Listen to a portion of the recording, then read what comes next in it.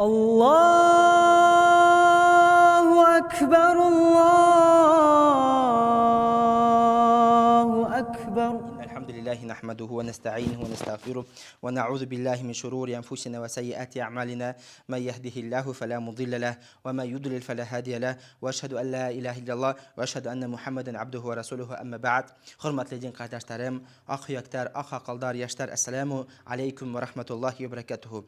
Hüyüklü Peygamberimiz sallallahu aleyhi ve sellem bir hadisinde, büyük hadisinde aytdı, buniyel İslamu ala hamsin, İslam dini 5 nigizden kurulgan degen, hem birinci nigiz şehadeti en la ilahe illallah, ol şahitlik kılı Allah Teala'na başka gıybadetke layıklı ilah yok dip, hem Muhammed anın peygamberi hem ilsehe dip Muhammed Resulullah. Hem oşu nigizde, birinci nigizden biz şartlarını ötüp sıktık. Elhamdülillah. Hem ayttık oşu la ilahe illallahu da iki ölüşten turatip, birincisi ölüş ol inkar etu. İlahlılıkты, tangirilikti Allah Teala'dan başka bir kimge la qağılmay dip inkar etu. İnkar etu şu ilahlılıkты ikinci zatlarga. Hem rahtlav oşu ilahlılık, oşu ilahiyat sıfatları ol Allah Teala'ga gene xas dip biz rahtlaybız hem isbatlaybız. Oşunu biz bilirge teyijbid, hem oşu hüzlerde yürek menen eytirge teyijbid, hem oşu yeti şartların öterge teyijbid.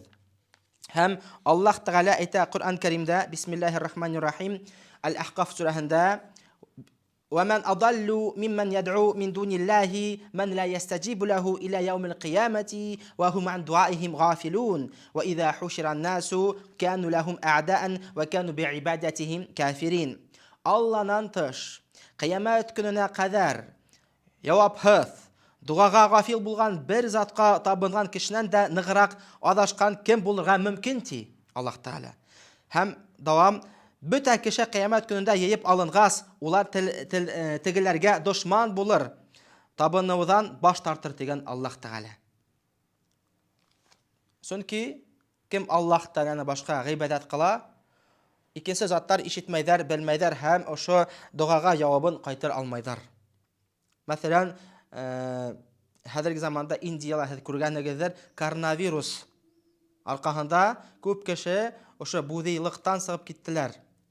Çünkü nitip qaraylar, öz ilahtarına horap, dua qılıp horap qaraylar, cevapları yok, kişi öyle. Şunun için Allah bütünlerin ana yılgığa bergenler ilahtarın, hem Allah Teala İslam dinini kabul etkenler. İyi. Hem Allah Teala o şu yalgan ilahtardı kıyamet günde Allah Teala kubara tirilte. Niye için tirilte? Bularga düşman bulhun üçün tirilte. Hem o şu bulgan yalgan zatlar, ilahtar, alar bulara karşı sığıp eyteler. Biz ilahtar tugul tip. İyi. İkincisi ayatta Allah Teala eyte: "Zalika bi enne Allahu huvel hakku ve enne ma yed'un min dunihi huvel batil ve enne Allahu huvel aliyyul kebir." Ni üçün degende Allah özü hak. Çünkü ulardan dua kılgan Allah'ın bütün zatları yalgan. Çünkü Allah yukarı oluq degen. İkincisi ayatta Allah Teala ayta Bismillahirrahmanirrahim inne şirke la zulmun azim. Eye müşriklik, şirk kılav, Allah Teala'nın tindəşlik tutuv, olu zulüm bittigen Allah Teala. Olu zulüm bittigen. Hem zulüm neme ol zulüm? Köp kişi zulüm kılav, nespravedливость ursa bola. Galimdardan bildeme buyunsa zulüm ol ayverde öz uruna koymav. Zulüm kılav ol ayverde öz uruna koymav. Zulümden karşı bir sıfatı ol hikmetlik hem zireklik. Anın neyi mağana anlata ilmi bildilemehi ayverde öz uruna koyu degen. Eğer de indi kim bir kim gıybet etti, ikincisi Allah Teala'dan başka ikincisi ilahlarga nitha kılha şu vakitte ol zulüm kıla, çünkü o şu gıybet etti öz uruna koymay. O şu gıybedet Allah Teala üçün gene arnala. Allah Teala üçün gene gıybedet kılına. Şunu biz bir tecrübe. Eğer de kim gıybedetin Allah Teala'dan başka икенче бер нигә куйһа, заттарга юнәлтә, ул зулым кыла. Бер мисал әйтәбез инде, мәсәлән, кием. Бар киемдәр хатын өчен, хатын кыз өчен бар киемдәр ирдәр өчен, ир зат өчен. Мәсәлән, һинең улың бар ти, һәм һин улына бер курсак алып бирдең ти. Курсак алына, ма улым уйна дип. Һәм ошо ул зулым кылу була. Чөнки һин ошо курсакты кызга биргә тиешен, улына түгел, улына бер машина алып биргә тиешен. Бер мисал инде. Аллаһ Тәала әйтә: "Инна ширка ла зулмун азим", ширк кылу ул улы зулым кылу дигән. Һәм Аллаһ Тәала исбатлап та раслап әйтә икенче аятында: "Ва ла ямликул лазина яд'уна мин дунихи аsh-шафа'ата илля ман шахида бил хаққи ва хум я'ламун". Һез табынган Аллаһнан башка заттарыгыз һезне яклай алмас дигән Аллаһ Тәала. Кем гыйлемгә таянып, Аллаһга гына инанып, хакылыкка шаһид була, шуга гына яклау төшәсәк дигән Аллаһ Тәала. Һез табынган Аллаһнан башка заттарыгыз һезне яклай алмас. Шәфәгатен бирә алмайҙар. Кем гыйлемгә таянып, Аллаһга гына инанып, хакылыкка шаһид була, шуларга гына яклау төшәсәк дигән Аллаһ Тәала. Ошо һүзләрдә ла илаһа иллаллаһ Мухаммад Расулуллаһ без гыйлемгә таянып әйтәбез. Һәм ошо һүзләр өчен Аллаһ Тәала безне Аллаһтан шәфәгате безгә төшә һәм яклау төшәсәк. Кем Аллаһ Тәгаләне башка гыйбадат кыла, Аллаһ Тәгаләнең шәфәгате бер касанда төшмәясәк. Шуны без беләтибез иншаллаһ. Тагын Аллаһ Тәала әйтә Куръан Кәримдә: "Бисмиллаһир-рахманир-рахим. Аҗ'алал алихата илаһан вахида, инна һаза ла шайъун уҗаб" дигән. Аҗ'алал алихата илаһан вахида, инна һаза ла шайъун уҗаб. Ул илаһтарны бер Аллаһга әйләндермәк буламыни. Ысынлап та гаҗәп эш бит бу. Пәйгамбәр Мухаммад саллаллаһу алейхи ва саллямга рисалат бирелгәс, Аллаһ Тәгаләнең һүзе бирелгәс, пәйгамбәрлеге килгәс, ул пәйгамбәр Мухаммад саллаллаһу алейхи ва саллям Курайш мөшрикләренә килеп әйтте: "Ла илаһа иллаллаһ Мухаммад Расулуллаһ" дип исбатлагыз. Ла илаһа иллаллаһ һүзе исбатлагыз һәм үзләрегез һезнең путтарыгызны ташлагыз йөрәкләрегездән дигән сакта, алар әйттеләр, ошо Курайштар кабиләнән мөшрикләр әйттеләр: "Ул илаһтарны бер Аллаһга әйләндермәк буламы?" ди. Ысынлап та гаҗәп эш бит бу. Гаҗәп эш бит бу ди Аллаһ Тәгалә. Алар бик гаҗәпләнгәннәр. Чөнки дөрес әйткәндә, кем Аллаһ Тәгаләнән башка гыйбадат кыла, бердән бер Аллаһтан башка гыйбадат кыла, аның акылы китә. Һәм дөрес әйткәндә, бер Аллаһ Тәгаләгә гыйбадат кылудан сәламәтлерәк бер нинди дин бар ул. Юк, хөрмәтле мәгать. Бер Аллаһка гына гыйбадат кылһак, иншаллаһ, без котыласак без ут газабынан. Икенче аятта Аллаһ Тәгалә әйтә Куръан Кәримдә: "Калу аҗитана линабудаллаһа ваҳдаху ва надара ма кана яъбуду абауна фаътина бима та'идuna ин кунта минас садиқин". Улар: "Әллә һин безне бер Аллаһга куллык кылып, ата-баба табынганды ташлаһын дип килдеңмени? Һөйләгәнең хак булһа, килтер безгә куркыткан газап нәмәндә" тинеләр. Шулык мөшрикләр, Курайш кабиләнән булган мөшрикләр өндәшкәндәр пәйгамбәр Мухаммад саллаллаһу алейхи ва саллямга: "Әллә һин безне бер Аллаһга куллык кылып, ата-баба табынганды ташлаһын дип килдеңме? Һөйләгәнең хак булһа, килтер безгә куркыткан газап нәмәндә". Дөрес әйткәндә, Куръан Кәрим ул исбатлай, ошо һүзләрне исбатлай. Мөшрикләрнең әйткән һүзләрен исбатлап әйтә, андый алар шулай булдылар. Һәм караһак, хәзерге заманда күп кеше шул һүзләрне безнең заманда ла әйтәләр. Әгәр дә инде Аллаһ Тәгалә булһа, ул бер нәмә күрһәтер ине, бер мугъҗизаһын күрһәтер ине. Аллаһ Тәгалә дөрестлек булһа ине, шайтып итер ине дип кайһы кеше исбатланыр өчен һүз әйтә. Хукранып әйтә Аллаһ Тәгаләгә карата. Әмма ләкин без шундый һүзләрдән, хукранның һүзләрдән, шундый газап килтерүсе һүзләрдән ерак булырга тиешбез. Чөнки Аллаһ Тәгалә газабы төшә, ул капыл гына төшә лә куя, хөрмәтле. Шуның өчен Мына ошондай һүзләрдән һөйләгәнең хак булһа, килтер безгә куркыткан газап нәмәнде тиҙәр. Безнең башкортларыбыз, кайһы башкортларыбыз күбенсә әйтәләр, Аллаһ Тәгаләне аны кем күрде, кем аны тотып караган икән, теге дөньялыктан кем кайтты дип, хәтта үз динен мәсхәрә ителәр. Андый динде Аллаһ Тәгалә кабул итмәй, хөрмәтле мәгать.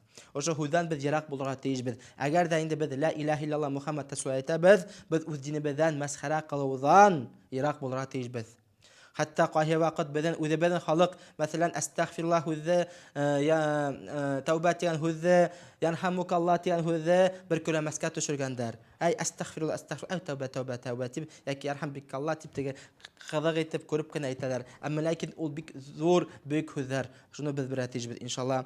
Һәм моны кайһылар әйтәләр, ата-баба табынганды ташлаһын дип килдеңме ти.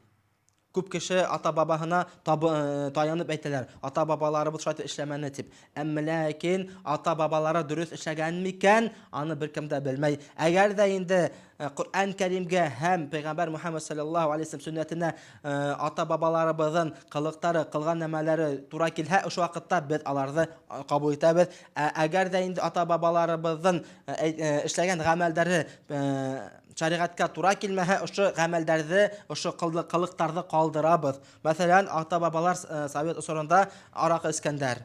Бу һүзгә таянып аракы эчәргә буламыни? Юк. Хөрмәтле мәгать. Мәсәлән, ата-бабаларыбыз тегрә ишанлар була эшләнәләр дип. Әгәр гынаһтар эшләһәләр, без ошо һүзләргә таянып әйтә алмайбыз. Шуның өчен моны ошо һүз ата-бабалар дигән һүз ул бик хәвефле һүз. Ата-бабалар әгәр дә инде хаклыкта булһалар, әгәр дә инде Коръән Кәримдә һәм сөннәттә булһалар, алардан һүзләрен без шикһез кабул итәбез. Әмма ләкин ата-бабалар арасында төрле бабалар булган, ата-бабалар булган. Әгәр дә инде шәригатькә туры килмәһә, шул вакытта без ошондай һүзләрне кабул итмәйбез инде, әлбәттә. Аллаһу акбар, Аллаһу акбар. إن الحمد لله نحمده ونستعينه ونستغفره ونعوذ بالله من شرور أنفسنا وسيئات أعمالنا من يهده الله فلا مضل له ومن يضلل فلا هادي له وأشهد أن لا إله إلا الله وأشهد أن محمدا عبده ورسوله أما بعد. Hürmetli din kardeşlerim, ak hakallar, ak ineler, yaşlar, yemeğat. Esselamu aleyküm ve rahmetullahi ve berekatuhu. Höykülü Peygamberimiz Muhammed sallallahu aleyhi ve sellem bir bildəli büyük hadisində aytıb çıxdı. Buniyal İslamu ala 50 şəhadəti alla ilaha illallah. İslam dini 5 negizdən qurulğan digən həm birinci negizə ol şəhadət qılудан turadi. Allah Taala'nın başqa ibadətə layiqli ilah yox deyib biz şahidlik qılabız. Həm Muhammed anın peyğəmbəri, həm İsa'hə deyib. Oşo birinci negiz. Həm la ilaha illallah hüzgə qarata kişilər bir neçə türkümgə bölünə. Birinci türküm. Kim Allah Teala onlardan oşo hüzlərin, la ilaha illallah hüzlərin, kəlime şəhədə hüzlərin qəbul etkən türkümü. Ol ixlas көңелдән etkən kişilər məğənəhin anlab, həm Təngirlikdə, ilahlılıqda inkar etkəndər, ikincisi zatlarga Allah'tan başqa, həm isbatlagandar, həm raslagandar, oşo ibadətdə biz Allah Teala'gına arnaybız deyib, həm oşo hüzlərdə şiklənməysə etkəndər, həm oşo hüzlər boyunca şartların qəbul etib əməl qılgandarı. Bu birinci türküm. İkincisi türküm ol kim la ilahe illallah hüzün aytdı, əmmə lakin tış yaxtan qiyafət tış yaxtan ol əməl qıldı. Həm oşo hüzlərdə aytdı, əmmə lakin ol yürək bilan qəbul etməni. Şol türküm ol munafiq degen Allah Teala aların turahında. Munafiqlarga kirə. Əgər də indi kişi tış yaxtan gına oşo hüzlərdə aytə, həm tış yaxtan əməlin qılha, əmmə lakin öz yürəgi bilan işanmaha, qəbul etməha, ol riyaga, munafiqlıqqa kirə. Həm Allah Teala şunday imandı, həm kəlime şəhədələrin qəbul etməyi. Üçüncü türküm kim la ilahe illallah aytkən, əmmə lakin oşo la ilahe illallahdan hüzlərinə qarşı əməl qılğan kişilərdir. Həm Allah Teala'na tengdaş qılğan kişilər, həm Allah Teala alarda imansızlardan hanay, həm Allah kafirlar degen, həm alar yəhənnəm ut azabına dusar bulasaqlar. Həm dördüncü türküm ol kim oşo la ilahe illallah hüzlərdən bir şartın ниткән, инкар иткән, әгәр кабул итмәгән, әгәр дә инде ошо бер шартын кабул итмәһә, ошо вакытта ул диндән кагылган дигән, муртад була дигән. Шуның өчен әгәр дә инде без Пәйгамбәр Мухаммад саллаллаһу алейһи ва саллям һәм аны динен иярәүселәргә кергә уйласак, без ла илаһа илляллаһ сүзләрен ошо гыйлем менән, ихлас күңел менән һәм шикләнмәйсә, икеләнмәйсә, гамәл кылып кабул итәргә тиешбез ошо сүзләрне иншааллаһ. Әлхәмдүлиллаһ. Чөнки әгәр дә инде без ошо гыйбадәтләрдә Аллаһ Тәгаләне башка бер кемгә арнаһак, ул гыйбадәтләр кабул булмай һәм Аллаһ Тәгалә кабул ошо гыйбадәтләр кабул итмәй һәм ошо кеше гынаһлы була һәм ул аның исламы юкка чыга. Мәсәлән, гыйбадәт дигән сакта күп кеше белмәй ул. Нәмә ул гыйбадәт? Айнур хәзрәт һин күп итеп гыйбадәт дигән сүзне әйттең, әмма ләкин без аның мәгънәһен белмәйбез. Табыну турында нәмә ул табыну, нәмә ул гыйбадәт кылу белмәйбез. Кайсы кеше уйлай, гыйбадәт кылу ул намаз гына уку яки, мәсәлән, уразаһын гына тоту итеп, хаҗын кылып һәм закатын биреп. Юк. Гыйбадәт ул төрле. Иң зур гыйбадәт ул йөрәк гыйбадәте. Иң зур гыйбадәт ул йөрәк гыйбадәте. Ул йөрәк гыйбадәтенә керә, мәсәлән, ихлас булу, һәм мәсәлән ихлас булу, Аллаһ Тәгаләгә ышану, Аллаһ Тәгаләнән курку, Аллаһ Тәгаләгә өметләребезне баглау, һәм Аллаһ Тәгаләгә тәвәккәлләнү, һәм дуга кылуда ошо гыйбадәтләрдән төрүһе ул йөрәк гыйбадәте, ул да гыйбадәт итеп һанала, һәм ошо хисләрдә тойдарды без Аллаһ Тәгаләгә арнарга тиешбез. Икенче төрле һәм бар күренгән гыйбадәтләр. Кеше менән теге тән агза менән кылынган гыйбадәтләр. Мәсәлән, намаз, ураза тоту гыйбадәт һанала. Һәм икенче гыйбадәт курбан салу. Надир курбан салу да ул гыйбадәткә керә. Һәм надирне бирү, Аллаһ Тәгаләгә вәгъдә итү, ул да гыйбадәткә керә. Һәм тәвәккәлләнү, мәсәлән, ошо нидәр ул гыйбадәткә керә. Күп нәмәләр гыйбадәткә керә. Йөрәк гамәлдәре һәм тән агзалары менән без гамәл кылабыз. Һәм бөтә ошо ниләрне без Аллаһ Тәгаләгә арнарга тиешбез, юнәлтергә тиешбез. Мәсәлән, бер кеше Аллаһ Тәгаләнән тыш, Аллаһ Тәгаләнән башка курбан сала. Мәсәлән, курбан сала Аллаһ Тәгалә өчен түгел, мәсәлән, бер ендәрде ризалатыр өчен. Яки, мәсәлән, ул сихрчыларның кылыктары, алар ендәрде ризалатыр өчен курбан салалар. Икенче бер мисал, мәсәлән, кайсы кеше Аллаһ Тәгаләнән мәхлукаттарда Аллаһ Тәгаләнән тыш ныграк курка, Аллаһ Тәгаләнән дә ныграк курка. Мәсәлән, кешеләрдән нык курку яки караңгылыктан нык курку, ул да нәмәле. Biz Аллаһ Тәгаләнән генә иң куркак, иң бөек курку ул Аллаһ Тәгаләнән булырга тиеш. Һәм әгәр дә инде бер кем Аллаһ Тәгаләнән ныграк бер кемдән курка, ошо вакытта Аллаһ Тәгалә аның динен юкка чыгара куя. Әмма ләкин бар табигый курку, мәсәлән, эттән куркаһың. Һин беләһең, әгәр дә инде эт тешләһә, һәм эттән нык куркан ул ислам диненә сыгырмай, ул табигый курку дигән. Әмма ләкин бар мистик курку, мәсәлән, кеше курка караңгылыктан.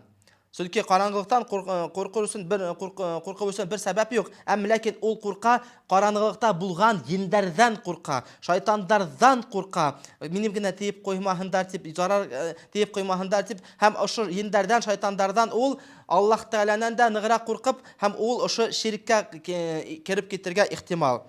Мәсәлән, мөхәббәт, ул да гыйбадәт. Ярату, һөю, ул да гыйбадәт. Мәсәлән, әгәр дә инде кем ошо дөньялыкты Аллаһ Тәгаләнән дә ныграк яратһа, ошо фани дөньялыкты, ошо булган ниғмәттәр менән, ошо вакытта ул, кайсы галимдар әйткән, ул ширк кылган дип. Ул Аллаһ Тәгаләгә тиңдәш кылган дип, чөнки ул Аллаһ Тәгаләнән башка икенче нәмәне ныграк яратты дип. Ул шарт. Шуның өчен менә үзебезнең йөрәкләребезне карага тиешбез. Без нәмәнән ныграк куркабыз, нәмәне кемде без ныграк яратабыз, кемгә өметләребезне ныграк баглайбыз, кемгә без ныграк тәвәккәлләнәбез, эшләребезне тапшырабыз, һәм ошо бөтә гыйбадәтләр Аллаһ Тәгаләгә хас без юнәлтергә тиешбез. Ие, әлхамдулилlah. Шөкер. Һәм Аллаһ Тәала әйтә Коръән Кәримдә, бисмиллаһир-рахманир-рахим: "Ва из қала Ибраһиму ли абиһи ва қаумиһи иннани бараъун мимма таъбудун илля аллазӣ фатарани фа иннаху саяхдин ва жаъалаха калиматан бақиятан фи ақибиһи лааллахум ярҗиъун." Ибраһим үзенең атаһы менән халкына әйтте: "Һез табынган заттардан мин баш тартам. Һез табынган заттардан мин баш тартам", ди Ибраһим алейһиссалам. "Мине дөньяга яраткан Аллаһка гына гыйбадат кылам. Ул ысынлап та мине хак юлга төшерер", дине. Шул һүзне үз нәселенә күсә торган һүз итте. Бәлки улар кайтыр дигән. Һәм карайбыз, моны Аллаһ Тәала безгә өйрәтә, ничек без үзебезнең гаиләләребезне тәрбия кылырга тиешбез. Мәсәлән, атайлар үз балаларына ничек нинди тәрбия бирергә тиешлеген күрһәтә Аллаһ Тәала, һәм балалары үз ата-әсәләренә нинди нәсихәттәр әйтергә тиешлеген Аллаһ Тәала безгә күрһәтә. Иң беренче тәрбия ул ошо тәрбия, дини тәрбия, һәм без үз балаларыбызга һәм якындарыбызга аңлатырга тиешбез. Ошо һүзләр ла илаһа иллаллаһ һүзләрне өйрәтергә тиешбез. Әгәр дә инде, мәсәлән, бер атай улын өйрәтә, улым тәмәке тартма, улым эсмә дип әйтә, ул ошо тәмәке тартма, ошо эсмәү, ул ошо дөньялык өчен генә кагыла ул. Ошо дөньялык өчен генә кагыла. Әгәр дә инде ошо атаһы өйрәтә, улым Аллаһ Тәгаләгә тиңдәшлек кылма, аширик кылма, Аллаһ Тәгаләнең генә ысын хаклыктан, ысын бөек курку менән куркхан, һәм Аллаһ Тәгалә үз өмөтләрендә өмөтләһән, ошо вакытта һин яннәтле булган дип ошондый без тәрбия бирергә тиешбез. Күп ата-әсәләр үз балаларына дини, рухи тәрбия бөтенләй дә белмәй. Яхшы кеше булгына дип әйтеп сикләнеп куя, ошо ни дип әйтәләр генә куялар. Бөтте вәссәлам. Ошо яхшы кеше булгана дип әйтеп, шулай дип кына тәрбия бирергә, шулай дип кына анһат кына котылдыра уйлайлар. Юк шул, алай булмай. Иң беренче без үз динебезне өйрәнергә тиешбез. Һәм ошондый әйтем бар: "Аддалу ла ядулу тарик", адашкан кеше юлга күрһәтмәс дигән. Әгәр дә инде без үзебезнең балаларыбызга яхшы тәрбия бирергә уйлайбыз икән, ошо тәрбиягә үзебез дә иң беренче лаеклы булырга тиешбез, туры килергә тиешбез. Һәм иң беренче ул гыйлем менән тәрбияне гыйлем менән бирергә тиешбез. Гыйлем ул шәригатьте белү һәм ла илаһа иллаллаһ һүзләрне белү. Әгәр дә инде, мәсәлән, ата-әсәй ошо дөньялык образование белем бирһәләр, аякка бастырып үстерһәләр, квартира, фатирлар, йортлары төзеп бирһәләр, әмма ләкин ла илаһа иллаллаһ турында һүзләрен бирмәһәләр, алар бер нәмәлә бирмәгән һәм булала куя дигән. Әз була ди. Бул дөнья өчен генә ди. Әмма ләкин ысын бәхет ул теге дөньялык менән бәйләнгән бәхет. Һәм без һәр якындарыбызга, улдарыбызга, балаларыбызга, кызларыбызга, ата-әсәләребезгә мәңгелек бәхетен теләргә тиешбез. Ул теге дөнья менән бәйләнгән, ул ла илаһа иллаллаһ һүз менән бәйләнгән. Чөнки ла илаһа иллаллаһ ул яннәтен асқысы. Без үзебезнең балаларыбызга, ата-әсәләребезгә, якындарыбызга яннәткә керүләрен теләргә тиешбез. Әгәр дә инде без ошо балаларыбызга ошондый тәрбия бирмәһәк, дөрес әйткәндә ул хыянат итү була үз балаларыбызга һәм якындарга карата. Икенче аят. Бисмиллаһир-рахманир-рахим. Яраткан Ясин сүрәһе. Ва ма ла а'буду аллазî фатарани ва илайһи турҗаун. أأتخذ من دونه آلهة إن يردني الرحمن بضر لا تغني عن شفاعتهم شيئا ولا ينقذون إني إذا لفي ضلال مبين. Нишләп мин безне дөньяга яраткан барыбызда каршына кайта торган Аллаһка гыйбадат кылмаска тиеш ди. Минең унан башка тагыла илаһым бармыни? Ар-Рахман насарлык кылмак булһа, теге илаһтардан яклавы мине бер нәмәнән дә коткармас. Ул сакта мин күрәләтә адашкан булам бит дигән ошо һүзләр. Ошо һүзләр Ясин сүрәһендә. Күп кеше Ясин сүрәһен укый, әмма ләкин мәгънәһен белмәй.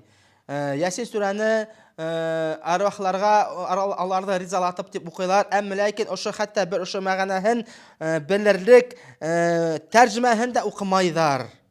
Ул зур хата.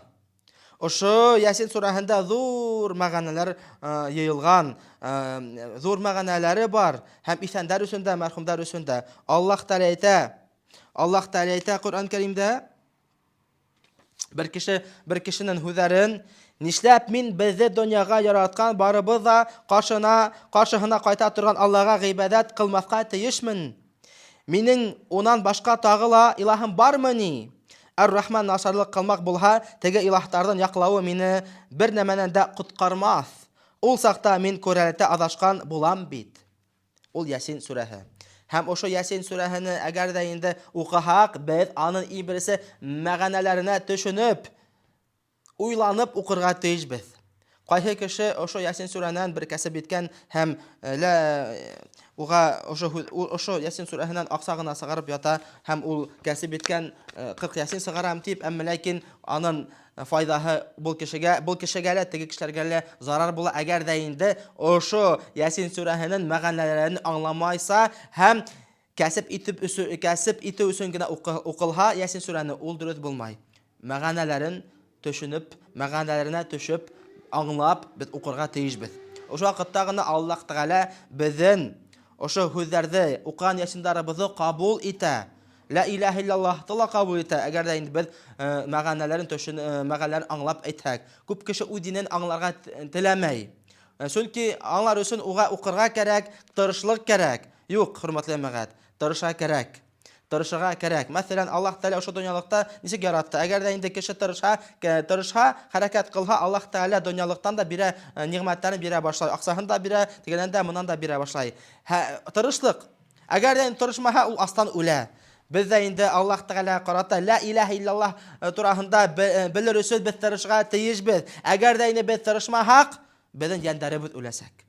Шуны без беләтеш бит хөрмәтле мәгать. Аллаһ Тәгалә безгә карата рәхмәте төшен. Аллаһ Тәгалә безгә ошо ла илаһа иллаллаһ һүзләрен хаклыкта, дөрестлектә, ихласлыкта әйтергә һәм иң һуңгы һүзләр булуына насип итсен. Амин. Һәр беребезне яннат әһелләрдән кылһын. Амин. Ассаламу алейкум ва рахматуллаһи ва баракатуһу. Аллаһу акбар, Аллаһу акбар.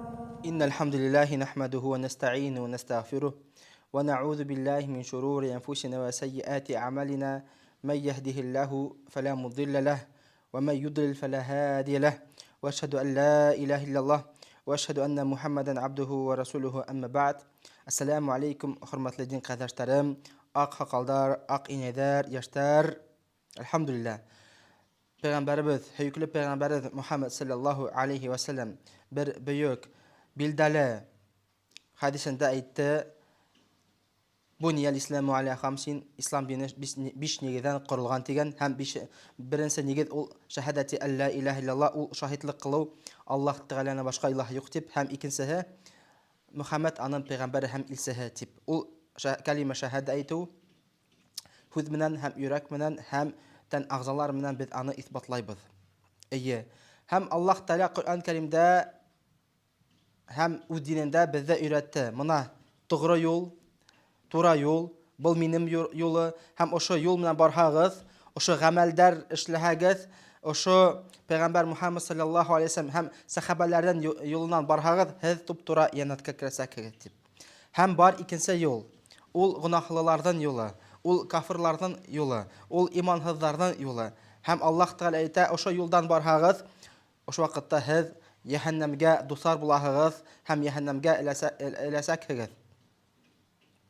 Şunun üçün biz oşo yolda öyrənirgə tecbid. İmansızlardan da, kafirlardan da yolun öyrənirgə tecbid. Bar yol yənnətkə, oşo yol ol 7 la ilahe illallah kəlmə şəhədənin şartları menən oşo yol Allah Teala'nın yolu yanatqa kirətə turğan həm bar günahlılardan yolları, həm imansızlardan yolları. Həm biz oşo yollarında biz bilirgə teyişbid. Nəndə qılıqlarda, nəndə qəməllərdə işləhək, oşo qəməl üçün, oşo qəməllər arqasında biz oşo yəhənnəmgə dusar bulğan səbəblərdə biz bilirgə teyişbid. Oşo yolğa, yəhənnəm yolğa nəndə əybirlər, nəndə qılıqlar, nəndə qəməllər bizi düşürürgənin biz bilirgə tecbid. Həm Аллаһ Тәала әйтә Коръән Кәримдә: Бисмиллаһир-рахманир-рахим.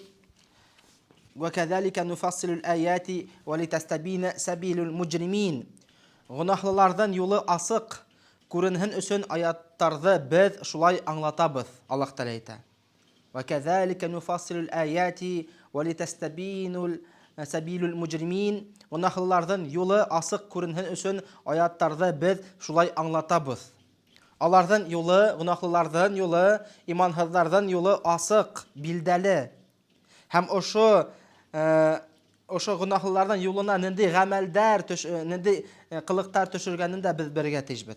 Һәм икенче аятта Аллаһ Тәала әйтә: Бисмиллаһир-рахманир-рахим. Ва ма юшақиқир расула мин баъди ма табайяна лахул худа ва яттаби гайра сабилил муъминина нуаллихи ма тавалла ва нуслихи джаханнам ва саат масира.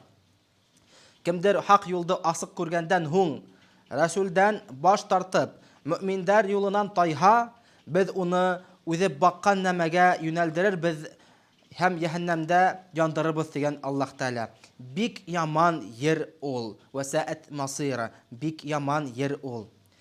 Тагын әйтеп сыгам. Бисмиллаһир-рахманир-рахим. Кемдер хак юлды асык күргәндән һуң Расулдан баш тартып, мөэминнәр юлынан тайха, адашха, сыкха, без уны үзе баккан нәмәгә юнәлдерербез һәм яһәннәмдә яндырырбыз. Бик яман йер ул. Һәм Аллаһ Тәала асык итеп әйтә: азгынлык, адашкан юл, адашу юлы билдәле һәм тугры юлы билдәле. Әлхәмдүлиллаһ. Һәм ошо ике юлын да без өйрәнергә тиешбез. Нинди гамәлдәр, нинди изге гамәлдәр безне янәткә кертәсәктәр, ошо изге гамәл янәткә керүгә нинди сәбәп булыр дип, һәм нинди кылыктар безне яһәннәмгә тусар итәвен без белергә тиешбез. Әлхәмдүлиллаһ. Һәм бер Умар ибн аль-Хаттаб дигән сахаба, Пәйгамбәр Мухаммад саллаллаһу алейһи ва саллям укучысы әйткән, Аллаһ та риза булсын аны менән: әгәр дә инде кешеләр нәмә ул яһилият дигән һүзне белмәй үсәләр, бер буат белмәй үсә яһилияттан нигезләрен, ошо вакытта исламдың нигезләре емереләсәк дигән. Әгәр дә инде бер буат яһилият ул иманһызлыктан нигезләрен белмәһә, ошо вакытта ислам диненең нигезе емереләсәк дигән. Чөнки акты без карага карап акты беләбез, акка карап караны беләбез. Әлхәмдүлиллаһ, сагыштыру, бөтен нәмә сагыштыруда тора, хөрмәтле ямәгать. Шуның өчен Коръән Кәримдә күп һәм сөннәт Пәйгамбәр Мухаммад саллаллаһу алейһи ва саллям сөннәтендә Аллаһ Тәала һәм аның илчеһе безне искәртеп күп итеп әйтәләр, күп кенә әйтәләр, нәмә мөртәтлеккә, нәмә иманһызлыкка безне төшерә, нинди гамәлләр иманһызлыкка төшерәләр һәм нинди гамәлләрдән без хакланырга тиешлеген күрһәтелгән. Мәсәлән, бер һезгә мисал китерәм. Безнең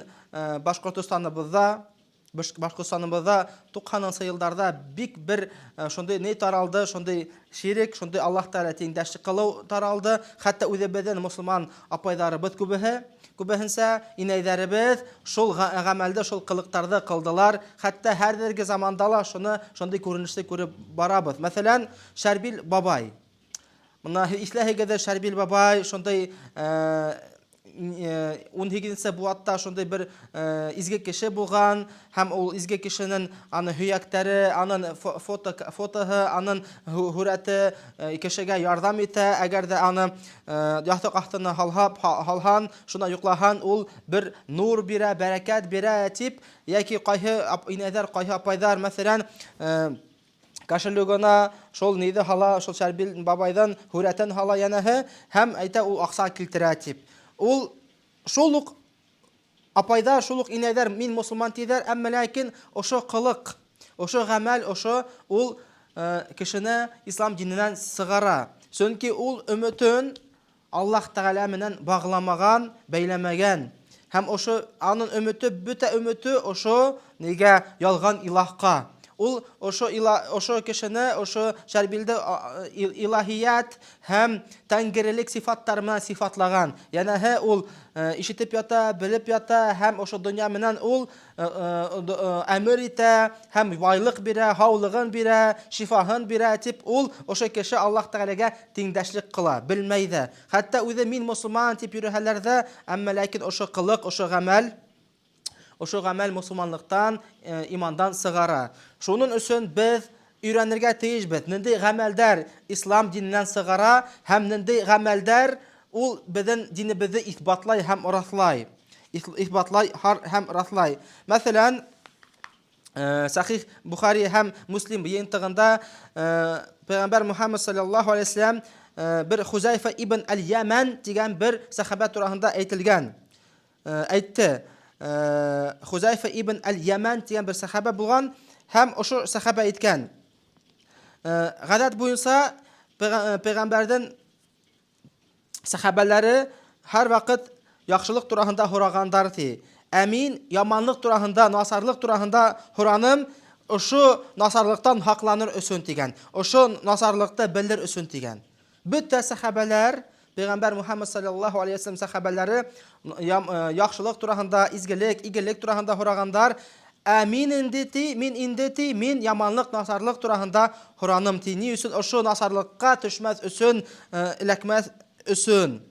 Һәм без дә ошо кафирлардан юлына төшмәс өчен, иманһызлардан юлына, азгынлыктан, яманлыктан адашу юлына төшмәс өчен без ошо ниләрне белергә тиешбез. Һәм бөтә галимдар исбатлагандар, ун әйбер ошо безнең ла илаһа илляллаһ кәлимә шәһадәне бозаты.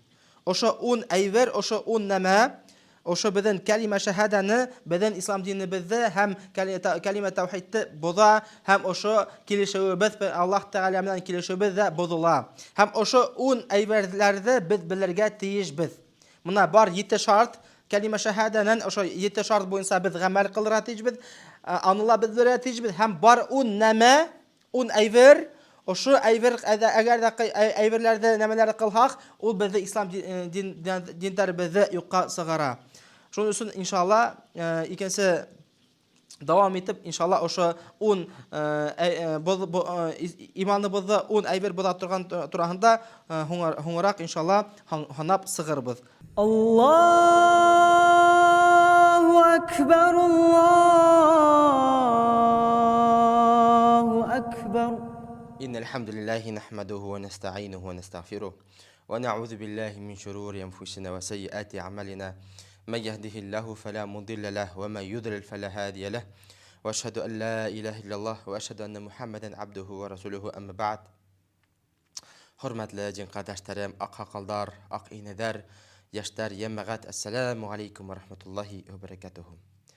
Hükümlü Peygamberimiz Muhammed sallallahu aleyhi ve sellem bir mağlum bildəli hadisində aytdı. Buniyal İslamu ala xamsin, İslam dini 5 negədən qurulğan degan həm birisi negədə ol şahadati alla ilaha illallah və anna Muhammed Rasulullah, ol şahidlik qılıb Allah Taala'dan başqa ibadətə layiqli ikinci ilah yox deyib, həm Muhammed onun peyğəmbəri, həm ilsəhi deyib. Həm biz aytıb sıxdıq, бар әйберләр, бар қылықтар, ғәмәлдәр утазапқа кетіргәндәре, һәм бар изге ғәмәлдәр, изге эштәр яннәткә кетіргәндәре. Һәм ошо без ла илаһа иллаллаһ һүҙҙән, кәлимә шәһәдә һүҙҙәрҙән шарттарын үтеп сыҡтык, һәм ул яннәткә керетә торган шарттар, һәм бар эштәр, ғәмәлдәр, ошо безнең кәлимә шәһәдәне, кәлимә таухидты боза торган ғәмәлдәр бар. Һәм ошо ғәмәлдәрҙе без беләбез, өйрәнәбез ни өсөн? Хәтта ошо кылыктарҙы эшләмәс өсөн, ошо хәлгә төшмәс өсөн. Һәм ошо гомумән 10 нәмә ошо безнең кәлимә шәһәдәне боза. Беренче ул мөшриклек, Аллаһ Тәгаләгә тиңдәш тоту, Аллаһ Тәгаләгә тиңдәш табу. Һәм мәсәлән Аллаһ Тәгаләнән башка беркемгә табыну һәм гыйбадат кылу. Аллаһ Тәгалә әйтә Ҡуръан Кәримдә: "Аъуҙу биллаһи минаш шайтанир раджим. Инналлаһа ла яғфиру Инна Аллаха ла ягфиру ай юшрака бихи ва ягфиру ма дуна залика лиман яша. Ва ман юшрик биллахи фақад далла далалан баида. Ысынлап та нидәләр уга тиңдәш иткәнде Алла гафу итмәй. Ләкин теләгән кешеһенең шунан бәләкәйрәк гынаһын ярлыкай дигән Аллаһ Тәала Коръән Кәримдә. Ысынлап та нидәләр уга тиңдәш иткәнде Алла гафу итмәй. Ләкин теләгән кешеһенең шунан бәләкәйрәк гынаһын ярлыкай гафу итә дигән Аллаһ Тәала Ниса Хатындар сүрәһендә 116 аятында. Аллаһ Тәала һәр нәмәне, һәр гынаһты ярлыкай һәм гафу итә. Бер гынаһтан башкаһы ул Аллаһ Тәала тиңдәш тотуын гафу итмәй. Хөрмәтле җәмәгать. Әгәр дә инде бердә кем тиңдәш тотып ошо дөньялыктан китһә, ширик кылып, Аллаһта ширик табып, ошо вакытта ул яһәннәм утына дусар буласак һәм яһәннәм утына эләгәсәк һәм мәңгелеккә анда буласак. Яман насар ул ер ул. Һәм әгәр дә инде кем ла илаһа иллаллаһ Мухаммад Расул әйтһә һәм йөрәгендә исбатланһа, тәүхид Аллаһ Тәаланың генә бер тәңгерлеге, илаһияты гына исбатланһа кешенең йөрәгендә, ошо вакытта ул җәннәткә керәсәк. Гынаһлы булһа ла. Һәр кеше гынаһлы. Ошо дөньялыкта гынаһһыз кеше юк хәзерге заманда. Юк. Пәйгамбәрләрдән башкаһы бер кемдә гынаһһыз кеше юк. Һәр беребез гынаһлы. Кемдер гынаһтары кайһылардан бәләкәйрәк, кайһы кешеләрнең гынаһтары зуррак, әмма ләкин һәр беребезнең гынаһтары бар. Әгәр дә инде без ошо кәлимә шәһадәне йөртүчеләр булһак, хак йөртүче булһак, һәм гынаһларны кылһак та, кайһы бер гынаһтарны кылһак та, Аллаһ Тәала безне иншаалла ошо гынаһтарыбызны гафу итер. Теләһә ошо кешене бер заман ут газапка керетеп, аны тазартып, ул барыбер тазарынып, ул барыбер җәннәткә керәсәк. Әмма ләкин бер шарт менән аны йөрәгендә аны бер Аллаһ Тәаләгә тиңдәш тотмау булмаһа, ошо вакытта ул җәннәткә керәсәк. Әгәр дә инде тиңдәш тотуы булһа, ул җәннәттән мәхрүм була. Аллаһ Тәаләгә тиңдәш тоткан кеше җәннәткә мәхрүм була. Һәм икенче аятта Маида сүрәһендә Аллаһ Тәалә әйтә: Бисмиллаһир-рахманир-рахим. Иннаху май юшрик биллаһи фақад харрамаллаһу алейхил җанната ва маъвахун нар ва ма лиз-залимина мин ансар. Аллаһга нидәләр ширик китергән кешене Алла ожмахтан мәхрүм итте. Улардан барар урыны тамук. Залимдарга бер ярдәмче ла юк. Аллаһга нидәләр ширик китергән кешене Алла ожмахтан мәхрүм итте Аллаһ Тәалә. Улардан барыр урыны тамук. Залимдарга бер ярдәмче ла юк. Ул ошо икенче аят һәм ошондый аяттар күп ул Коръән Кәримдә исбатлаган, ошо нидә исбатлаган, төшенчәне исбатлаган аяттар күп. Һәм шуның өчен хөрмәтле җәмәгать, без Аллаһ Тәаләне ширик кылудан һәм икенче заттарга, буттарга табынудан ярак булырга тиешбез иншаалла. Мәсәлән, ширик кылу ул нәмә ул? Бер мисалдар китерәм. Мәсәлән, Аллаһ Тәаләнең башка, мәсәлән, агаска табыну, мәсәлән, элекке Рум, грек дип әйтәбез инде, Рум акыйдалар буенча, дин буенча яшәү, мәсәлән, теге Зевс, теге аның балаһы Ахиллес дип, янәһе алар да илаһтарды илаһ итеп итә кеше, ул ширик кылган була бу ошо диндә. Кайһы кеше утка табына, кайһы кеше мәсәлән төрле буттарга табына, кайһы кеше аксага табына. Мәсәлән, ул аксаһы йөрәгенә нык кергән, хәтта ул акса өчен яшәй, акса менән яшәй һәм йөрәгендә ул илаһ булып тора. Ни өчен? Ошо аксаны ошо нык итеп яраткан өчен. Ул да ширккә керә, хөрмәтле җәмәгать. Ул хөрмәтле җәмәгать, ошо ниләрдә без өйрәнергә тиешбез, хәтта ошо хәлгә төшмәс өчен. Әлхәмдүлиллаһ. Мәсәлән, тагын ширккә нәмә керә? Аллаһ Тәаләдән башка бер кемгә курбан салу. Бер кемгә арнап курбан салу. Бұл да ширкка кыла. Һәм мәсәлән, Аллаһ Тәгаләне башка бер кем менәнме, бер нәмә менәнме ант итү, ул да ширк кылуга керә. Мәсәлән, үлектәрдән, үлгән нәмәләрдән, кешеләрдән һорау, үлгән кешеләрдән һорау туп тора. Алардан гына һорау, һәм алардан һорау, ул ширк дип һанала. Аллаһ Тәгаләгә тиңдәш кылудан һанала. Ошо гамәлләрдән, ошо кылыктардан без ярак булырга тиешбез. Ул беренче. Икенче нәмә кәлимә шәһәдә бозганы, ул Аллаһ Тәгалә һәм ошо кеше арасында йөрүсе, яраштырусыны табу. Аны русча әйткән сакта найти посредника дигән, между Аллаһом и человеком. Ул инде моны кеше арасында, мәсәлән, кеше Аллаһ Тәгаләгә туп-тура өндәшмәй, бер кем менән, бер кешенең исеме менән, мәсәлән, ул ошо кешене, ошоны әүлия дип һанаймы, йөрүсе, яраштырусы табу Аллаһ Тәгаләгә. Ошо Аллаһ Тәгалә арасында яраштырусы табу. Ошоны Аллаһ Тәгалә кабул итмәй. Ни өчен? Чөнки мәсәлән, Курайштар, аларның ширктәре шулай булган.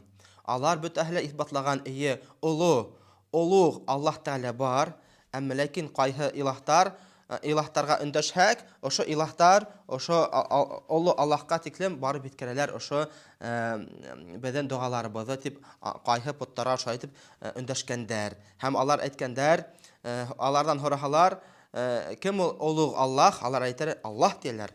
Аллаһ дип әйтәсәктәр. Бөтәһле шул ширк, ул Пәйгамбәр Мөхәммәд саллаллаһу алейхи ва саллям булган сакта ширк ул. Тиңдәш тоту булган. Аллаһ Тәгаләгә пот аша ниткәндәр, гыйбадат кылгандар. Кайһы поттар аша гыйбадат кылгандар. Һәм ошо яраштырусы табу, ягъни тимәк яклаусы, алар өчен яклаусы табу, ул ширккә килтерә. Ни өчен? Дәлил китерәбез. Чөнки Коръән Кәримдә Аллаһ Тәгалә асыктан-асык әйткән, Бисмиллаһир-рахманир-рахим. Бисмиллаһир-рахманир-рахим. Ва я'будуна мин дуниллаһи ма ла ядурруһум ва ла янфa'уһум ва яқулуна хаула'i шуфa'а'уна 'индаллаһ. Qul atunabbi'una Allaha bima la ya'lamu fis samawati wal ardi wa la fil ardi subhanahu wa ta'ala amma yushrikun. Аллаһнан башка ни зыяны, ни файдаһы булмаган бер путка табынып улар әйтә. Бұл безнең Алла каршыһындагы яклаусыбыз ди. Әйт, һез Аллаһка күктәрдәге яки йердәге ул белмәгән берәй нәмә хакында әйтә алаһыгызмы? Уны паклап мактайбыз. Уларның тиңдәш иткән нәмәләреннән ул югары тиен. Моны Аллаһ Тәгалә шундый Аллаһ Тәгалә яратучыларны һәм яраштыручыларны һәм яклаучыларыбызны табу, ул Аллаһ Тәгалә әйткән кабул итмәй, һәм ул әйткән улардан тиңдәш иткән нәмәләрен ул югары дигән. Ул тиңдәш итү дигән. Аллаһнан башка ни зыяны, ни файдаһы булмаган бер путка табынып улар, мөшриктәр әйтәләр, бұл безнең Алла каршыһындагы яклаусыбыз ди. Әйт, һез Аллаһка күктәрдәге яки йердәге ул белмәгән берәй нәмә хакында әйтә алаһыгызмы? Уны паклап мактайбыз. Ул ошо хәлдән ярак ди Аллаһ Тәгалә. Улардан тиңдәш иткән нәмәләреннән ул югары ди. Хөрмәтле әмәгать, һәм ошо кем кайһы кеше, мәсәлән, әүлияләр аша Аллаһ Тәгаләгә өндәшә, каберлеккә барып, мәсәлән, бул әүлия ул безне ишетә, һәм без гөнаһлылар, бездән Аллаһ Тәгалә тура кабул итмәй, безгә обязательно бер мотлак безгә кирәк кеше, бер яраштырусы һәм яклаусы Аллаһ Тәгалә янында дип, бер әүлия дип. Андый иманды Аллаһ Тәгалә әйтә, чөнки Аллаһ Тәгалә шундый иманды нәмә әйтә, тиңдәш кылу дигән. Аллаһ Тәгалә куша безгә туранан-тура уга өндәшергә һәм дуга кылырга. Һәм ошо хакында без шик тотмайбыз, шөбһә тотмайбыз. Шуны без бергә тиешбез иншааллаһ. Әлхәмдүлилләһ. Өченче әйбер ла илаха иллаллах калима шахаданы калима шахаданы бозган, ул мөшрикләрдән, кафирлардан, имансызлардан алардан көферлек итеп ханамау һәм алардан имандарын дөрес итеп йөрткән фикерләрен дөрес итеп ханау, ошо вакытта ошо хәл кешенең иманын боза. Әгәр дә инде кеше имансызлардан, кафирлардан йөрткән фикерләрен олы күреп, дөрес итеп ханаһа, ошо вакытта аның иманы юкка сыга. Мәсәлән, атеизм. Аллаһ Тәгалә юклык. Аллаһ Тәгалә юклык. Ул атеизм, ул да бер дин ул. Ул да бер дин. Мәсәлән, кайһы кеше әйтә, Алла бар микән, юк микән? Бәлки Аллаһ Тәгалә юктыр. Мин үзем дә мусулман итеп ханаһам да, бәлки Аллаһ Тәгалә юктыр диһә, ошо вакытта аның иманы юкка сыга Аллаһ Тәгалә янында. Аллаһ Тәгалә янында иманы юкка сыга. Чөнки без беләбез, имандың шарты, бер шарты ул шикһез, шөбһәһез, икеләнмәйсә Аллаһ Тәгаләгә ышану. Чөнки иман ул һанау булып төшкән. Иман ул һанау булып төшкән. Әгәр дә инде Аллаһ Тәгалә ошо дөньялыкта күренһә ине, бөтәһелә иманлы булырлар ине. Шуның өчен Аллаһ Тәгалә әйтә Коръән Кәримдә: "Аллазина юъминуна бил гайб" дигән иманлы кешеләр, кем ул? Мөэминнәр кем ул? Алар Аллаһ Тәгаләне күрмәсә, әмләки шикләнмәсә, икеләнмәсә, иман китергәннәре шулар мөэминнәр, мусулманнар. Шуның өчен Аллаһ Тәгалә шуларны әҗерләй, саваплай һәм җәннәтенә, үз җәннәтенә кертәчәк. Без Аллаһ Тәгалә ышанһак, шөбһәһез ышанабыз.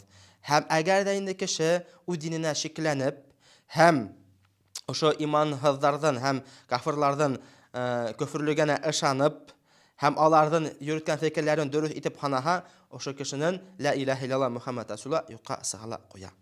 Дүртенче нәмә. Нәмә инде ул безнең ла илаха иллаллахта була. Ул кем, мәсәлән, уйлай Аллаһ Тәгаләнең итәкчелегеннән кулланманан да, пәйгамбәрдән итәкчелегеннән дә кулланманан да бер яхшырак итәкчелек бар һәм кулланма бар. Мәсәлән, кем уйлай Аллаһ Тәгаләнең шәригатеннән бер яхшырак шәригате бар. Кайһы кеше уйлай Аллаһ Тәгаләнең Коръән Кәримдән дә яхшырак бер китабы бар. Аллаһ Тәгалә итәкчелегеннән һәм пәйгамбәрдән итәкчелегеннән дә яхшырак итәкчелек бар дип уйлаһа, ошо вакытта аның иманы юкка сыгала куя. Шуның өчен безнең өчен, мусулмандар өчен безнең итәкчелек, пәйгамбәрдән итәкчелеге иң хәерле, иң яхшы, иң олуг итәкчелек. Аллаһ Тәгаләнең шәригате, Аллаһ Тәгаләнең кануны, иң зур кулланма безнең өчен, иң зур канун, иң зур шәригат һәм ошо шәригаттан да бөеклерәк шәригат юк. Әгәр дә инде без кайһы кеше әйтһә, ана закондар сыгаргандар, кешенең законы Аллаһ Тәгаләнең законын нидән, канундан югарак диһә, ошо вакытта аның ла илаха иллаллах Мухаммад Расулуллах юкка сыгала куя. Мусулман кеше нисек ханай Коръән Кәримдәге язмалар, Коръән Кәримдәге канундар, Коръән Кәримдәге шәригатьләр һәм пәйгамбәрдән Мухаммад саллаллаһу алейһи ва саллям итәкчелеге кулланмаһы, ул иң бөек шәригат, иң бөек дин. Шикләнмәсә без ышанырга һәм ошо фикерләрдә йөртүче без булырга тиешбез. Бишенче нәмә, бишенче әйбер нәмә безнең ла илаха иллаллах калима шәһадәне боза. Ул нәфрәтләнү. Пәйгамбәр Мухаммад саллаллаһу алейһи ва саллям нәмә менән килгәнгә шуга нәфрәтләнү һәм асау тоту. Яки икенче төрлесе әйтәбез инде, Аллаһ Тәгаләгә җибәргәннәренә, күндергәннәренә нәфрәт тоту. Ул калима шәһадәне боза. Мухаммад сүрәһендә Аллаһ Тәгалә әйтә Коръән Кәримдә: "Бисмиллаһир-рахманир-рахим. Залика бианнахум кариху ма анзалаллаһу фаахбата аъмалухум." Алла күндергән хаклыкты, Алла күндергән хаклыкты күрә алмагандары өчен уларның гамәлләрен ул бушка сыгарыр дигән, Аллаһ Тәгалә юк итер дигән. Алла күндергән хаклыкты күрә алмагандары өчен Аллаһ Тәгалә уларның гамәлләрен бушка сыгарыр, юк итер дигән Аллаһ Тәгалә. Залика бианнахум кариху ма анзалаллаһу фаахбата аъмалахум. Мәсәлән, кайһы кешегә диндәге булган әйберләр ахшамай. һәм ошо әйберләргә ул нәфрәтен тота, нәфрәтләнә. Ошо вакытта ошо хәл ошо кешене имандан сыгару ихтимал. Мәсәлән, бер мисал китерәбез. Пәйгамбәрбез Мухаммад саллаллаһу алейхи ва саллям хакалын йөрткән. Әйе, ул диндән, хакал йөртү ул диндән. Кайһы кеше мәсәлән әйтә, бұл кәзә тәкә һәм хакал йөртә дигән һәм йөрәгендә нәфрәт тота ошо хакалдарга, хакал йөртүчеләргә һәм ошо вакытта ошо хәл аның бик шикле. Чөнки ул Аллаһ Тәгаләнән 7нче күктән бирелгән, пәйгамбәргә күндерелгән ул әмер һәм ошо әмердә пәйгамбәр Мухаммад саллаллаһу алейхи ва саллям безгә барып yetkергән. Шуның өчен моны кайһы нәмәләрдән, диндәге булган нәмәләрдән көлке тоту ул бик зур хәвефле, хәтәр хәл. Ошо хәлләрдән без ерак булырга тиешбез. Әйе, мәсәлән, һин үзен хакалында йөртмәһәң дә, әмма ләкин йөрәктә ошо хакал йөртүчеләргә нәфрәтен булмаһын, хакалга нәфрәтен булмаһын. Икенче бер мисал китерәбез инде. Мәсәлән, пәйгамбәр Мухаммад саллаллаһу алейхи ва саллям заманда ул тешләрен мисвак менән, шундый арак дигән агас менән тешләрен тазарткан. Кайһы кеше шунда тешел мисвак менән теш тазартусын күрһә, ул нәфрәтләнә. Ул инде теге элекке осырдагы хамак, средневековье тип ниләрен кабул итмәй һәм ошо кешенән көлә. Әмма ләкин ошо мисвак менән теште тазарту ул диндән килгән һәм ошо хәлде без кабул итәргә тиешбез, иншаллах. Һәм мәсхәрә кылмаска нитмәйбез. Алтынчы, мәсхәрә тураһында. Алтынчы әйбер нәмә безнең ла илаһа иллаллаһ калима шаһаданы боза. Ул диндәге булган бер нәмәдән көлү, мәсхәрә итү. Менә 5нчеһе ул нәфрәтләнү, 6нчыһы ул көлү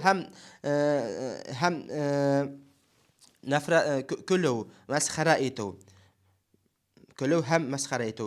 Мәсәлән, Аллаһ Тәгалә әйтә Коръән Кәримдә, Тәүбә сүрәһендә, Бисмиллаһир-рахманир-рахим. Кул абиллаһи ва аятиһи ва расулиһи кунтум тастахзиун, ла та'тазиру, кад кафартум ба'да иманикум. Әйт, һез Аллаһнан, уның аяттарынан, уның рәсүленнән көлдегез түгелмени? Тиен. Гафу үтенмәгез, һез иманыгыздан язып кафир булдыгыз, ди Аллаһ Тәгалә. Әйт, һез Аллаһнан, уның аяттарынан, уның рәсүленнән көлдегез түгелмени? Тиен. Гафу үтенмәгез, һез иманыгыздан кафир булдыгыз, ди Аллаһ Тәгалә. Һәм көлке үз диндән көлү кешенең ла илаһа иллаллаһ Мухаммад расулуллаһны боза. Ошо килешүдә Аллаһ Тәгалә менән төзелгән килешүдә боза. Мәсәлән, бер мисал китерәм. Ошо халыкта бик таралган бер хәл булһамы, бер кызык хәл булһамы, кеше астагфирулла дип әйтә. Көләмәс рәвешен астагфирулла дип. Ошо хәл кешене аның ла илаһа иллаллаһ Мухаммад расулуллаһын ошо килешүдә кәлимә шаһаданы боза. Чөнки астагфирулла һүзе ул дини һүз. Аның мәгънәһе аңлата Аллаһ Тәгаләнән гафу итүен, кисерүен һораймын дигән. Ошо көләмәскә төшһәк, ошо вакытта безнең ла илаһа иллаллаһ Мухаммад расулуллаһ юкка сыгыла куя. Икенче бер мисал, бер кем юткөрһәме, ул алхамдулилlah дип әйтә, менә дин буенча без ярхамукаллаһ дип әйтергә тиешбез. Аллаһ Тәгалә һинең менән рәхмәтле булһын дип без уга дуга кылабыз. Бер кем сүзкөрһә, без уга әйтәбез, ярхамукаллаһ. Аллаһ Тәгалә һинең менән рәхмәтле булһын. Аллаһ Тәгалә рәхмәте һиңә яуһын төшһен. Әгәр дә инде ошо кеше, мәсәлән, безнең халыкта инде шул таралган, бер кем сүзкөрһә, ярхамбикаллаһ дип көләмәс рәвешкә дәрәҗәһенә төшереп көлә. Ошо көлгән кешенең хәле бик хәвефле, бик шикле. Аллаһ Тәгалә ошо, чөнки ул нидан килгән, диндән килгән һәм Аллаһ Тәгалә һәм аның пәйгамбәре кушкан ошо һүзне әйтергә. Икенче бер мисал әйтәм, бер кеше бер гынаһ кылһамы, бер нәмә булһамы, теге яңлышһамы, тәүбә дип теге көләмәс рәвешенә кайһы вакыт әйтә. Ул бик хәвефле хәл, бик насар хәл ул, хөрмәтле җәмәгать. Ошо һүзләрдән дини булган һүзләрдә көләмәс рәвешендә без нитергә тиеш түгелбез. кулланырга тиеш түгелбез. Кайсы кешеләр, хөрмәтле ямагат, кайсы кешеләр, мәсәлән, Аллаһ Тәгалә менән анекдоттар һөйләйләр. Анекдот һөйләй Аллаһ Тәгалә моны был утка эләккәс, моны нигә яһәннәмгә эләккәс, Аллаһ Тәгаләдән теге бер һорай, һин нишәп утка эләктең, һин монда нишәп эләктең дип теге бер көләмә сәрүшендә бер ни анекдоттар һөйләй. Әйе, ул да ошо кешеләрдән көләмә һөйләгән дини мәсьәләләр менән, диндәге булган Аллаһ Тәгалә менән, аның Расулы менән, аның газабы менән, аның янәте менән көләмә һөйләүләре ул яхшылыкка килтермәй, хәтта бәлки ошо ла илаһа иллаллаһта ул ошо һүзләр боза. Шуның өчен ошо анекдоттар һөйләү дини яктан, дингә бәйләп ул бик хәүфле хәл. Анан без ярак булырга тиешбез. Икенче нәмә, бездән икенче әйбер ла илаһа иллаллаһ кәлимә шаһадәне бозган ул сихр кылу. Сихр менән шөгыльләнү. Әйе, шикһез бөтә галимдар әйтә, һәм ошо сихрсылык һәм сихр менән шөгыльләнү ул кешеләрдән мусулманлыктарын, имандарын әлбиттә шикһез боза. Мәсәлән, һәм ошо сихрга һөйдерү сихры керә, һәм нәфрәтләндерү сихры керә, кәрт халу керә, һәм кулдан укау керә, һәм йондыз нәмәгә ышанып сихр кылу һәм әйтүләр ул да сихрсылыкка керә. Чөнки киләсәктә Аллаһ Тәгалә генә белә, һәм күрәдәсәлектә ул сихрсылыкка керә. Шуны без белергә тиешбез. Һәм ул ла илаһа иллаллаһ Мухаммад Расулулланы шикһез боза. Кем сихр менән булыша, хәтта әйтелгән кем сихрсыларга ышангандары, алардан да ошо ла илаһа иллаллаһ кәлимә шаһадәне боза. Әгәр дә кеше, мәсәлән, сихрсыга барып, тулыһынса ышанып, һәм ошо сихрсылыктардан нәсихәттәре менән, һүзләре менән генә яшәп, ошо вакытта аны ла илаһа иллаллаһ Мухаммад Расулуллаһ бозыла. Мәсәлән, Аллаһ Тәгалә әйтә Коръән Кәримдә, бисмиллаһир-рахманир-рахим: «Иннама нахну фитнатун фала такфур». Без яздырусы гына, сихрды өйрәнеп, иманһыз булып күрмә дигән ошо ике фәрештә. Бабил дигән ике фәрештә әйткәндә, сихрсы өйрәнеп, иманһыз була күрмә дип, шулай итеп, сихрсылыктан фәрештәләр өгетләгәндәр, искәрткәндәр. Без яздырусы гына, сихрды өйрәнеп, иманһыз булып күрмә дип әйтмәй торып, берәүдә лә өйрәтмәне. Әйе, Аллаһ Тәгалә шул Бакара сүрәһендә әйтә. Һәм мәсәлән, сихр кылулардан төрләре бар. Ин әшәкеһе дип әйтәбез инде, ул дин менән ябынып, дини байрак тотып сихр кылу. Мәсәлән, кайһы кешеләр, мәсәлән, түбәтәен кийһә, бер Фатиха сүрәһен укып кына сихр кылу, анда сихрсылар бар. Шундый сихрсылар ин әшәке сихрсы, чөнки алар дини әһелләре булып яшенеп, үз сихрсылыгын яшереп сихр кылалар дини яктан. Мәсәлән, түбәтәй киеп, яки бер тәсбих тартыпмы, янәһе, яки яулык киепме, яки бер гарәпсә бер һүзне ятлап кына, ул ин сихрсылардан ин әшәкеһе. Шуның өчен, мәсәлән, берсе кем, мәсәлән, кем руқия мин давалаймын тиһә, мин Коръән Кәрименә давалаймын тиһә, аны гамәленә карарга тиешбез. Ин берсе ул намазын укыймы, юкмы? Намазын тулыһынса укыймы? Ул юма намазларына йөрөйме, юкмы? Ул бер дини гыйлем йортын бүткәнме, мәдрәсәһен бүткәнме, юкмы?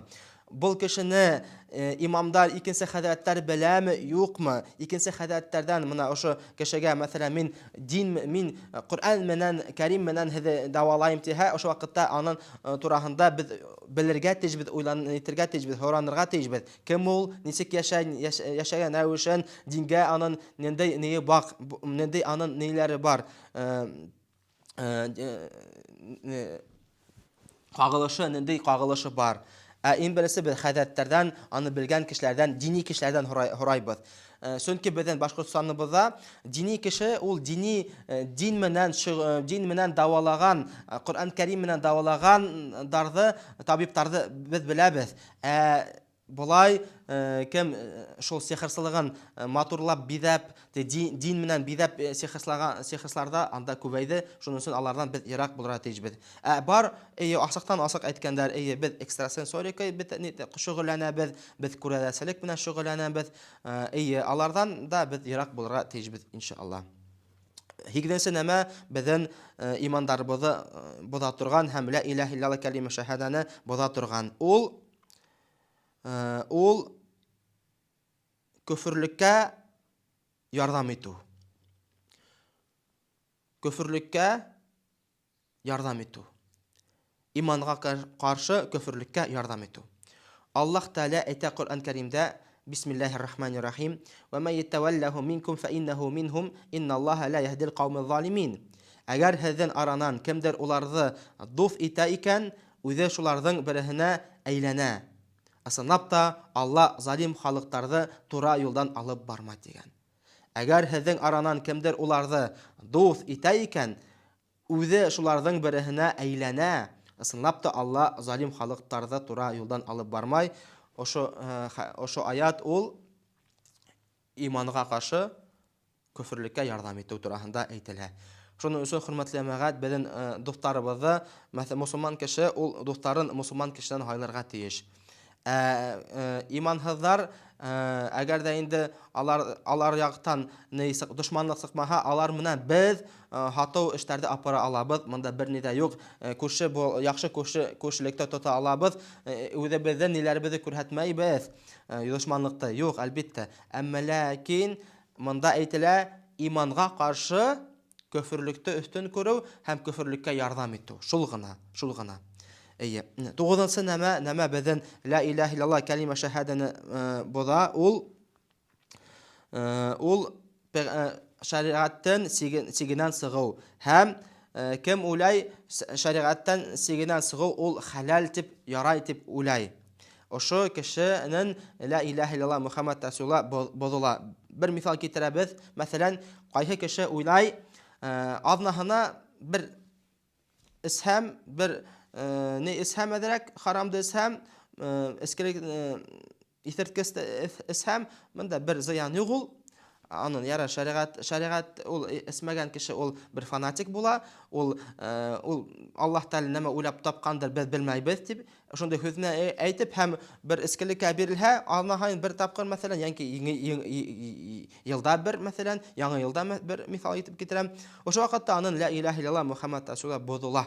Ошо кәлимә шаһада бозыла. Чөнки ул ошо шариғаттагы булган халалды харам иткән, яки харамды халал иткән. Мәсәлән, ул шариғаттан сикенән сыгу һәм рөхсәттен күрү һәм халал итү ул тыйылган безнең динебездә һәм ошо кәлимә шаһаданы безнең бозыла. Мәсәлән, Аллаһ Тәала әйтә Коръән Кәримдә: Бисмиллаһир-рахманир-рахим. Ва май ябтагhi гайра al-ислами динан фала юqбала минху ва хува фил ахирати минал хасирин. Исламдан башка икенче динде эзләгән кешенән кабул ителмәс, ул ахиратта отылыр. Исламдан башка икенче динде эзләгән кешенән кабул ителмәс, ул ахиратта отылыр дигән Аллаһ Тәгалә. Шуның өчен, әгәр дә инде без ошо шариғатты, Пәйгамбәр Мухаммад саллаллаһу алейһи ва саллям биргән шариғатты без икенче шариғатны алмаштырһак, ошо вакытта ул икенче дин тоту була. Хөрмәтле мәгълүмат, икенче дин эзләп була. Һәм аны ошын дәвам итеп аңлатып битмәнем. Искелек турасында әгәр дә инде бер кеше, мәсәлән, шул харамды, хәмерде, исерткесте исһә, әмма ләкин үз гунаһлыгын белеп, мен гунах кылдым. Аллаһ Тәала яратты моны кушманы, әмма ләкин мин түзмәнем, түзмәй исһә, ошо вакытта аның ла илаһа илляллаһы бозылмай. Әмма ләкин ул гунахлы була, фасик була, гунахлы була, азгын була. Әмма ләкин ул фанатизм тип, мәсәлән, яки ул Аллаһ Тәала рөхсәт итте, ул Аллаһ Тәала белмәй, ул ни өчен моны харамды тыйган тип, шулай итеп исһә, искелеген. Ошо вакытта анын ла илаха иллаллах Мухаммад Расулуллах бозула. Әгәр дә инде ул мин гунахлыгымды белеп исә, ошо вакытта анын ла илаха иллаллах бозулмай, әмма ләкин анын хәле бик шикле, ул гунахлы була. Һәм ошо гунах ошо хәлгә төшерә ала. Ошо бәләкәй ул зур гунах, ул искелек. Исә башлаһа, ул кешене көферлеккә, иманһызлыкка китергә ихтимал. Шуның өчен һәр гунахтан без ирак булырга тиешбез. Без әйтмәйбез, моны искергә ярай дип. Юк, рөхсәт итмәнек, ул ярамай. Әмма ләкин йөрәк менән кеше шәригатьтәге булган нәмәне бәләкәй итеп күрһә, һәм шәригатьтән ситтән сыкһа, һәм шәригатьтә ул канун итеп танымаһа, ошо вакытта аның иманы юк була ла куя, хөрмәтле җәмәгать.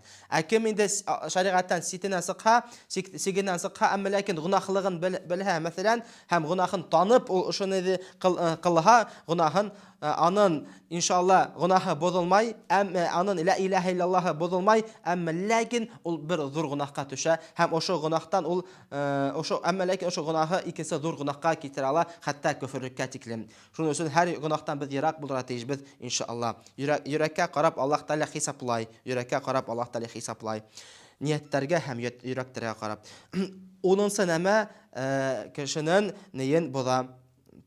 Ла илаха иллаллах бозганы, унынчыһы ул Аллаһ Тәгаләнән йөз кайтару һәм йөзен сөйрәү. Аллаһ Тәгаләнән баш тарту һәм аның диненән баш тарту һәм динен өйрәнмәү һәм дин буенча гамәл кылмау.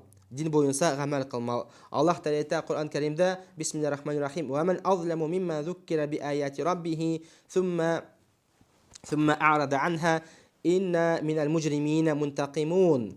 Аллаһның аяттарын исенә төшергәндән һуң йөз кайтарган кешенән дә залимрак тагы кем булһын? Ысынлап та без гунахлы кешеләрдән үз алмай калмаспыз дигән Аллаһ Тәгалә.